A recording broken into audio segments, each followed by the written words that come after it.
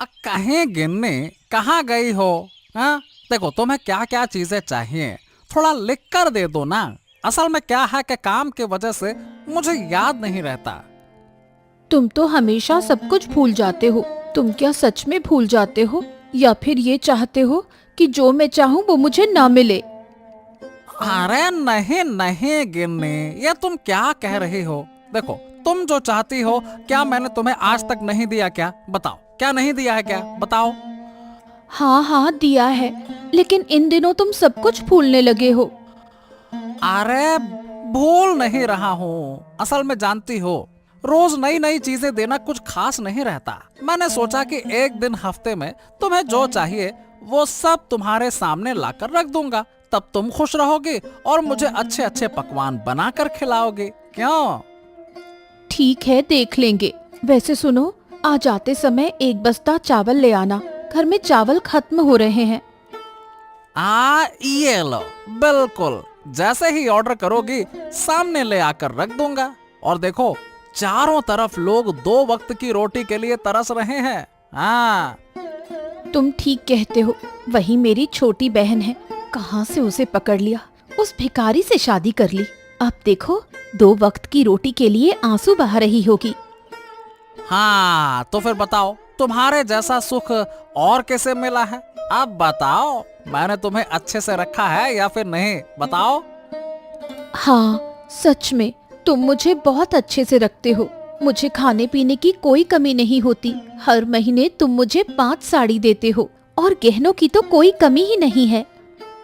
हाँ, और तुम्हारी बहन? हाँ, अरे उसे तो साल भर में एक कपड़ा भी नहीं मिलता।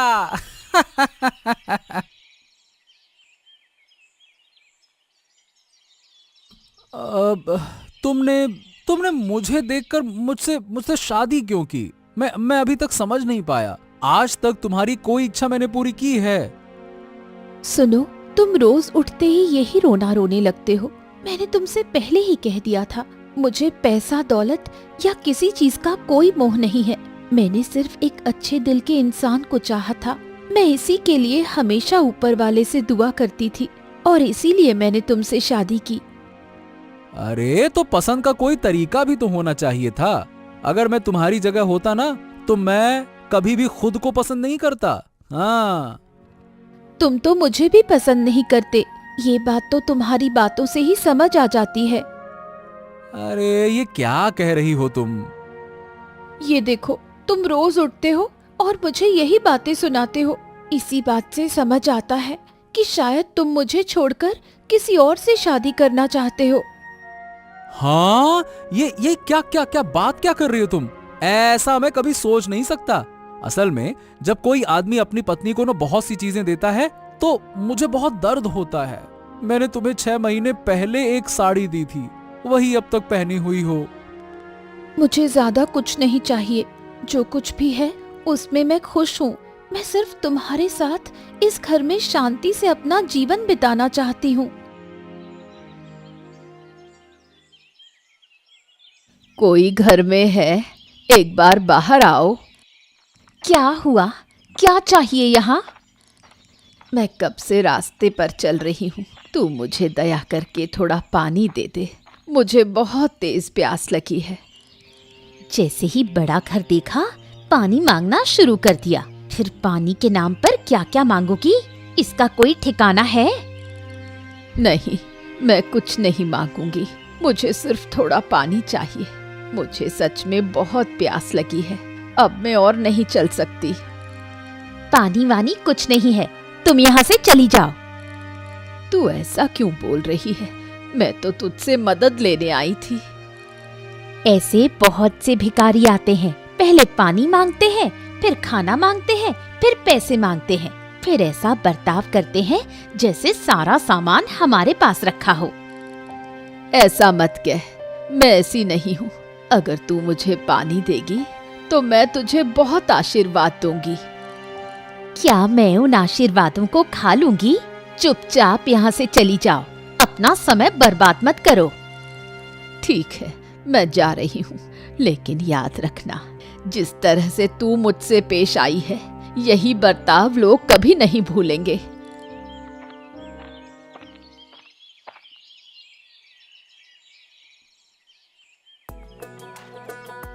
ले लो, खा। तुम लोग नहीं खाओगे तो क्या होगा? तुम्हारे लिए सुबह से बहुत सारा खाना रखा है, खा लो ना।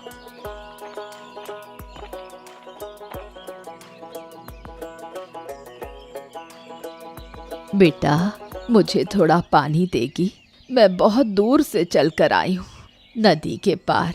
किसी ने मुझे पानी नहीं दिया। इस बांस के पुल से होकर आई हूँ मैं। ये क्या बूढ़ी माँ, आप नदी के उस पार से बिना पानी पिए आ रही हैं? आइए मैं आपको पानी देती हूँ।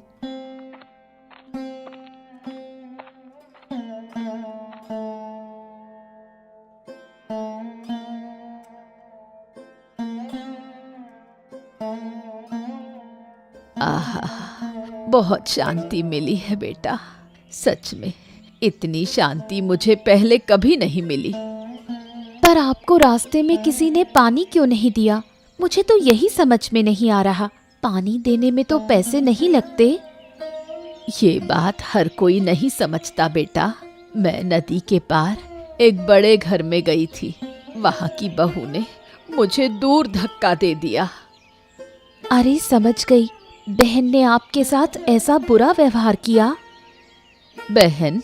वो तुम्हारी बहन है क्या? हाँ बूढ़ी माँ, वो मेरी अपनी बहन है। उसकी शादी बड़े घर में हुई है। वो बहुत अमीर है। अमीर हो सकती है, लेकिन उसका दिल बहुत छोटा है। किसी की परवाह नहीं करती। जो असहाय लोगों की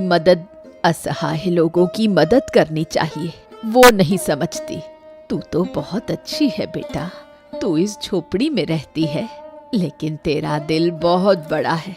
मैं आशीर्वाद देती हूँ बेटा, तुम लोग हमेशा खुश रहो।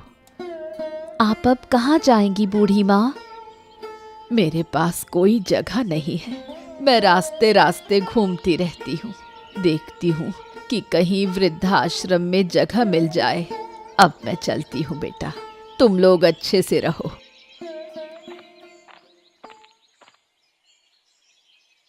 अरे कहाँ हो माँ रूपा? देखो तो, मैं आ गया हूँ। अरे कहाँ गई थी? बाहर आओ। ओहो, तुम आ गए हो? मुझे विश्वास नहीं हो रहा। सच में तुमने मुझे बहुत बड़ा तोहफा दिया है। आओ आओ, मेरे बड़े घर में आओ। वाह, तुम्हारे घर में आकर कितना आरामदायक महसूस हो रहा है।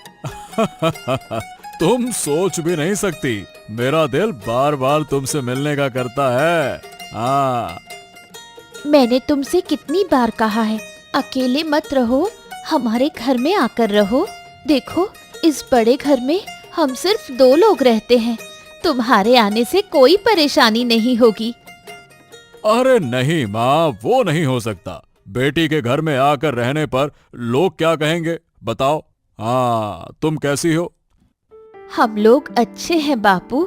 तुमने मुझे अच्छा घर दिखाकर शादी करवा दी, लेकिन हाँ, वो तो सही है कि तुम खुश हो। हाँ, अच्छी बात है। हाँ, यही तो चाहिए था।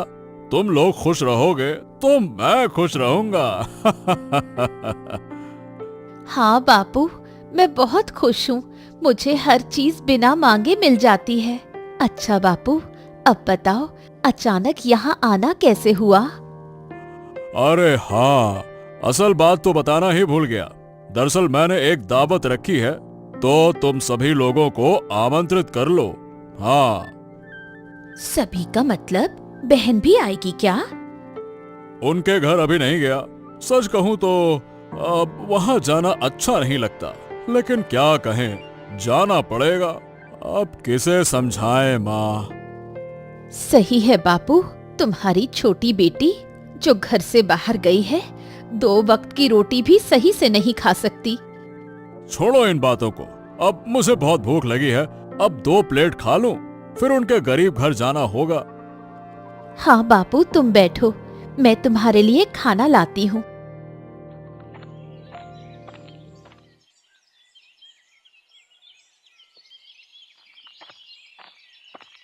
ओह बापू, तुम, मेरा सौभाग्य कि तुम मेरे घर आए। आओ आओ, अंदर आओ। अंदर आऊं?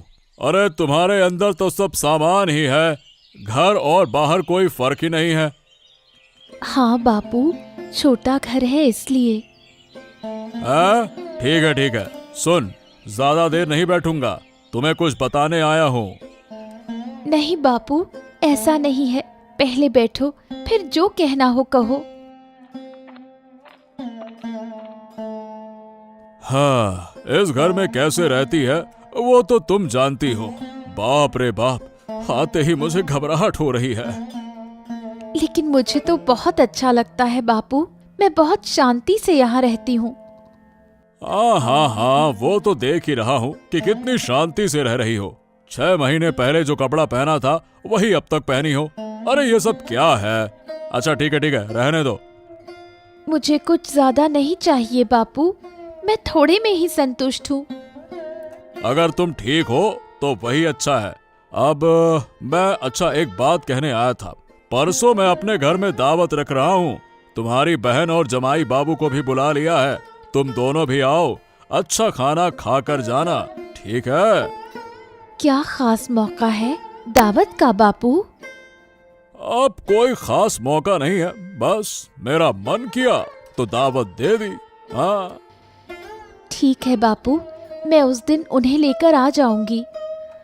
हाँ ठीक है, फिर वही बात हो गई। चलो अब मैं जाता हूँ, यहाँ ज्यादा देर रुक नहीं सकता, अच्छा नहीं लग रहा है। चलो मैं जाता हूँ।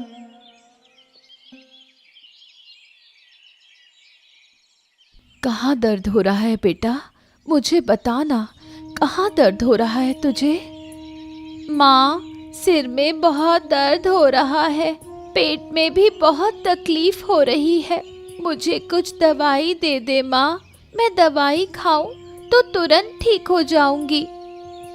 बेटा, मैं दवाई खरीदने के लिए पैसे नहीं जुटा सकती, तू थोड़ा आराम कर, मैं पहले निखिलदा के घर जाकर पैसे लेकर आती हूँ। निखिलदा मुझे जरूर मदद करेंगे। ठीक है माँ, जल्दी आना।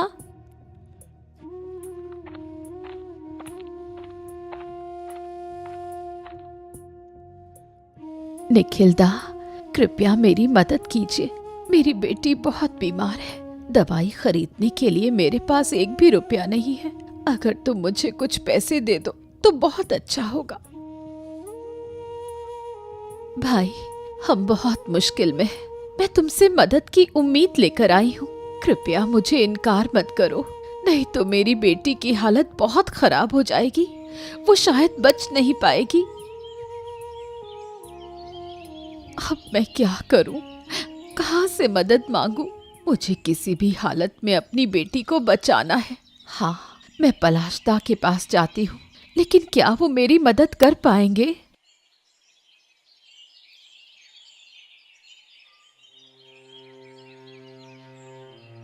पलाशदा, घर पर हो क्या? अरे नीलिमा दी, तुम यहाँ क्या कर रही हो और तुम्हारा चेहरा इतना उदास क्यों है? क्या हुआ है? मेरी बेटी की तबीयत बहुत खराब है, दवाई खरीदने के लिए मेरे पास पैसे नहीं है। निखिलदा के पास गई थी, लेकिन उन्होंने मदद नहीं की, अब मेरी बेटी बिना इलाज के मर जाएगी। तुम मत रो दीदी, हम हैं ना। रुकिए, मेरे पास कुछ जमा पैसे हैं, मैं तुम्हें दे देती हूँ, तुम जाकर दवाई ले लो। तू अपने जमा किए हुए पैसे मुझे दवाई के लिए देगी?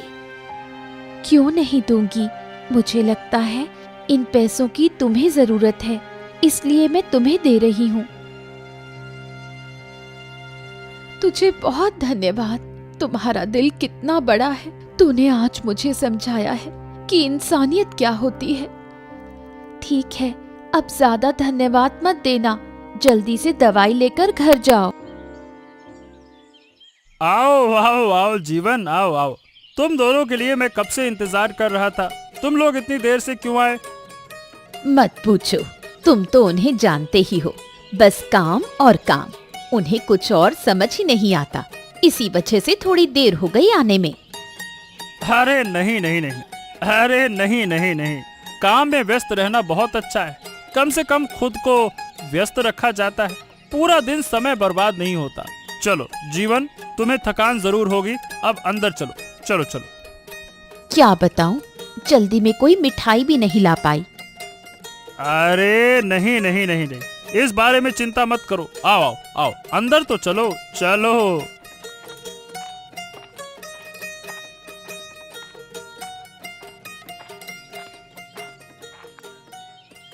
कैसे हो बाबू, तबीयत कैसी है? हाँ ठीक हूँ ठीक हूँ। क्या बात है, तुम्हें आने में इतना समय क्यों लगा? क्या कर रहे थे?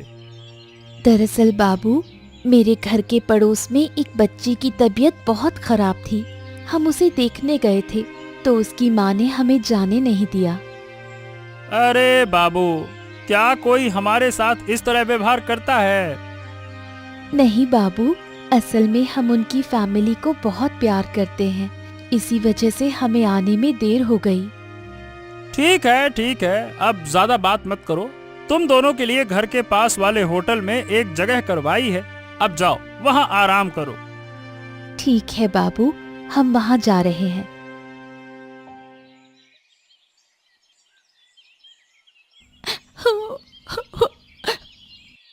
अरे क्या हुआ? तुम फिर से रो क्यों रही हो? क्या तुम्हारा दिमाग खराब हो गया है क्या?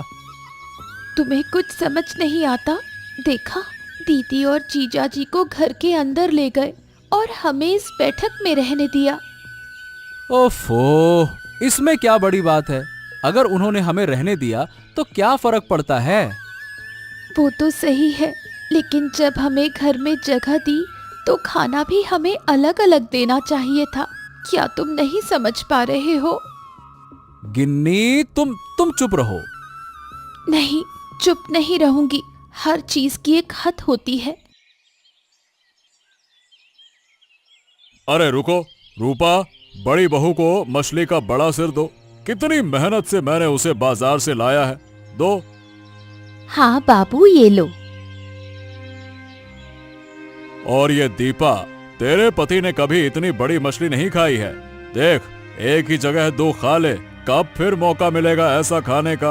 हाँ? असल में बाबू, क्या तुम जानते हो, हम तो ये मछलियाँ आमतौर पर नहीं खाते, इसलिए हम इन्हें पचा भी नहीं पाएंगे। तुम तो हमारी पसंद की चिंगड़ी मछली ला सकते थे। तुम लोग क्या खा सकते हो? चिंगड़ी मछली की बात करते हो। अगर तुम पहले कहते तो जरूर ला देता, लेकिन अब कोई तरीका नहीं है। क्या बात है बाबू, हमें दावत दे रहे हो और हमारी पसंद के बारे में एक बार भी नहीं पूछा। ठीक से बात करो दीपा, तुम बाबू को अपमानित कर रही हो। तुम्हें क्या लगता है, तुम्हारी इस तरह से बात करने की हिम्मत कैसे हुई? अपमान तो हुआ है दीदी। बाबू ने हम दो बहनों को बुलाया, जब तुम दोनों को अंदर रहने दिया तो हमें बाहर क्यों रखा? ओफो गिन्नी, चुप रहो। नहीं, चुप नहीं रहूंगी। हर बात की एक सीमा होती है। बाबू, मैंने तुमसे ये सवाल पूछा है, क्या तुमने ये जानबूझकर किया है? क्या तुम नहीं जानते थे कि हमारे घर में खाना पीना कैसा होता है? मुझे लगा कि तुम लोग ये खाना पसंद करोगे। तुम अब तक समझ नहीं पाए बाबू, जरूरत से ज्यादा हमें कुछ नहीं चाहिए। अगर तुम नहीं समझ पाए तो ये हमारे लिए अपमानजनक है। अब मैं यहाँ एक पल नहीं रुक सकती। तो तुम लोग अब चले जाओगे? अगली बार दावत पर बुलाओ तो सोच समझकर। हमें तो बस चावल दाल और चिंगड़ी मछली चाहिए थी। चिंता मत करो बाबू, तुम्हारी दूसरी बेटी और जीजा जी है जिन्होंने तुम्हारे लिए इतना बड़ा आयोजन किया। अब तुम उन्हें खुश रखो। हम अब जा रहे हैं। ओफो, तुम ये क्या कह रही हो गिन्नी? तुम पापा के सामने ये सब बोल सकती हो क्या? हैं? अगर वो मुझे और तुम्हें अपमानित कर सकते हैं तो मैं भी बोल सकती हूँ। वो बड़े हैं इसलिए मैं अब तक चुप रही, लेकिन हमेशा चुप रहना ठीक नहीं है। अपने आत्मसम्मान को किसी के सामने बेचना नहीं चाहिए। देखो, मेरे लिए तुम्हें कितना अपमान सहना पड़ रहा है। ये तुम्हारी गलती नहीं है। जिनकी जैसी मानसिकता होती है वो वैसा ही करेंगे। चलो, दिन भर से कुछ नहीं खाया, घर में मैंने झींगा मछली तल कर छोड़ी है। 2 कटोरी चावल डालकर फिर झींगा मछली से आराम से खा लेना। अरे बाबा, आप यहाँ? अब नहीं नहीं नहीं नहीं नहीं आकर मैं रह नहीं सका। असल में मैंने तुम दोनों के साथ बहुत गलत व्यवहार किया है। मैंने आसपास के लोगों से सुना है कि तुम्हारा घर छोटा हो सकता है, लेकिन तुम्हारा दिल बड़ा है। इसीलिए मैं तुमसे माफी मांगने आया हूँ। अरे अरे, ये क्या कह रहे हैं बाबा आप तो बड़े आदमी हैं, हमसे माफी क्यों मांगेंगे? ऐसा मत कहिए, ऐसा मत कहिए। अब देखो, आज दोपहर मैंने जो व्यवहार किया। आहा, हमने उन बातों को अब सोचा भी नहीं है। आप इन सब बातों को भूल जाइए। पलाशदा, मेरी बेटी ठीक हो गई है। अगर मुझे उस दिन दीपा पैसे नहीं देती तो मैं दवाई नहीं खरीद पाती। हो, तुम्हारी बेटी तो बीमार हो गई, ये तो मुझे पता ही नहीं था। दीपा ने शायद आपको नहीं बताया, लेकिन आज मैं आपके पैसे वापस करने आई हूँ। किस पैसे की बात कर रही हो? मैंने तुम्हें पैसे लौटाने को कहा था क्या? तुम्हारी बेटी ठीक हो गई, मुझे बहुत खुशी हुई। लेकिन ऐसा कैसे हो सकता है? इस बारे में तुम्हें चिंता करने की जरूरत नहीं है। मैं फिर से काम करके पैसे जमा कर लूंगी। तुम अपनी बेटी का ध्यान रखना। सच में माँ, मैं हैरान हूँ तुम्हें देखकर। तुम गरीब होते हुए भी दूसरों की मदद कर रहे हो। मुझे तुम पर गर्व है।